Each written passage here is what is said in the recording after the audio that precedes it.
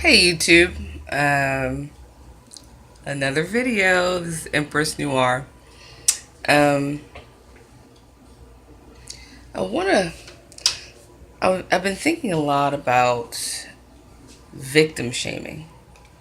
I don't know if you guys have ever experienced that, but I just wanted to touch base on that. I'm about to go for a bike ride. So my experience with my husband, who, if you follow my videos, you know he is addicted to crack cocaine. A lot of people don't talk about addicts. I mean, I know I do a lot of talk about narcissism, but really I'm kind of having a little bit of trouble differentiating whether an addict is a narcissist or what the difference is between the two, or if there even is a difference or if they parallel each other. But with my experience with Steven was um, I took care of his family a lot. Again, we're 34. And I always say we met when we were 17. I have lived with this family. I have gone through so many holidays with this family. I have spent my youth with this family. Um, Even up until now, I spent this past New Year's with this family. I spent this past, you know, all these holidays with his family. And so we know each other. We all know each other. You know what I mean? It's not like some new girlfriend coming in. I'm not a girlfriend, number one. There's not enough videos out there for people married to narcissists or addicts. There's always, oh, the girlfriend got discarded, the girlfriend got ghosted. I'm not the girlfriend. It's a big difference when you're married. It's a huge difference. You're married. You're one flesh. This is that person. Like, you are in a locked in, committed legal union. So with my experience, Steven she's not dead, a schizophrenic mom who couldn't take care of him. So by the time he was 3, his grandparents adopted him. Now the grandmother, she was very sweet. I'm not gonna lie, she was sweet, sweet as hell.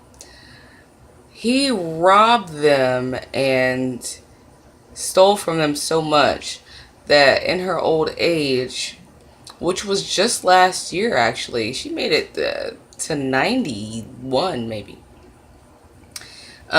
She died in the house, but she didn't get. She was kind of living in a nursing home too. She didn't even get a chance to die on a mattress because he had stolen the money that would have paid for that or a better room in the facility that she was in. And the family knows that. The granddad knows that. Her and her husband, which is the grandfather, who was also 91 now, um, he knows that. And I would cook for his grandfather because his daughters weren't doing shit. And I would come there and check on him. He would call me whenever he needed to in the middle of the night or whatever. I would cook him breakfast. I would visit him. That same grandfather, when my husband physically assaulted me beyond recognition, I showed up to the house and he goes, "What are you doing here?" What am I doing here? I just cooked for you like 2 days ago. As soon as his grandson wasn't being supported and enabled by me like he was doing, completely changed on me. He completely changed on me. What are you doing here? You didn't say that when you were eating eggs and bacon and French toast and homemade food. You didn't say what was I doing here when I was making you steaks or whatever. You were eating it and going to bed. So his ass is a fucking narcissist and an enabler. So I just wondered, why that happens to victims, and has anyone else experienced that? Victim shaming. And then when I would call the house looking for my husband, who routinely disappears, the aunts would pick up, who were supposed to be there but never were there. And for whatever reason, they were there at that time and go, don't call here anymore. Please stop calling here. Why are you calling here? Because I'm in your family and I'm married to your nephew who's on crack, and I just want to know what's going on. And the grandfather actually admitted to me after my husband stole his car, because granted, my husband stole my car many times and nobody helped me. As soon as my husband stole his car, now you want to call me in the middle of the night crying. Now you want to know, oh, is he going to get off of drugs? And you're crying. No one talked to me when I was crying. No one called me. No one reached out. No one said, here's a fucking food basket. Here's $20. Nothing. So as soon as it was your shit, now you're concerned. And now you want to admit to me all the shit you've been doing behind my back. His 91-year-old old-ass man, fucked up granddad, admitted to me that he had been giving my husband $200 a pop behind my back. Why do you think he's missing, dumbass? Because you've been giving him transactions, making transactions behind my back that enable him to afford drugs. And then you gave him the keys to your car. That's why your shit's missing, and that's why he's not around. How dare you enable an addict, and then behind my back? God, people are sick, dude. Even when they're old, 91, and they're sneakily making transactions behind my back. And then here's the kicker. Then he tells his daughters that I was taking money from him, and didn't admit to them ever that he had given my husband the money on his own behind my back. He wanted to cover for himself at the expense of me, my expense. So he was no better than my husband. They were both some shitty people. Just one was 34 and one was 91. Crazy. So when he beat my ass, I called the house. And when I told his granddad, I said, your grandson beat the crap out of me last night.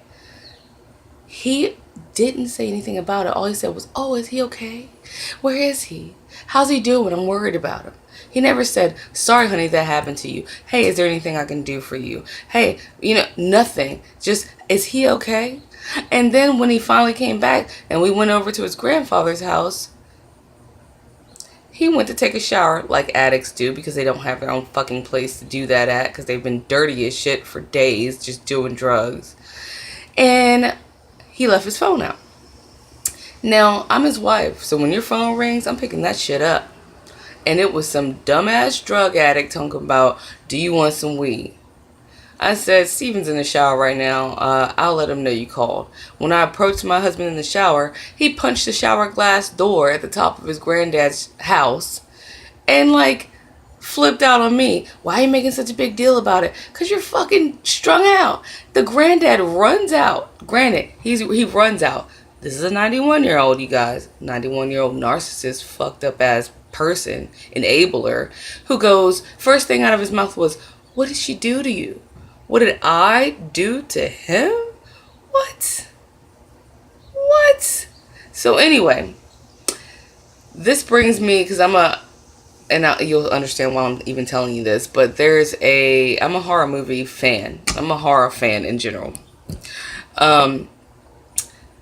Stephen King has a movie from a book called Pet Sematary. Now, for those of you who are into horror, you know what it's about. But for those of you who are not, it's about when you lose your pets or people you love, you can bury them in this Indian burial ground and they come back, but they come back fucked up. To me, this situation with victim shaming and the addict and the narcissist always comes back. But it's just like Pet Sematary. They don't come back as themselves. They don't come back as the person you married, the person you started dating, the person you fell in love with. They come back in that body, but it's not them in that body. It's something else navigating through that body. And it's the scariest, most fucked up, freaky shit you will ever see. And I'll leave you with this, so that I hope you guys remember what it's like to be in this situation, so that you can get out of it if you're not If you are out of it, stay the fuck out. This man in this movie is a quote I will never forget, because when this guy lost his wife, he buried her in this pet cemetery, and she did come back, but she came back as a murderer, as like a zombie like murderer. She was just gross. In the same body, not the same, not the same. And his neighbor said, and this is for those of you like me who are married to that, who are tied to that, you've purchased that person with your love and your time and your marriage vows. They're yours. They belong to you. And in that movie, he said, just remember, what a man buys, he owns. And what a man owns always comes home to him. Alright, YouTube, think about that bullshit. Stay fucking free. Hope you do. I know I'm trying, because this is crazy. Alright, bye.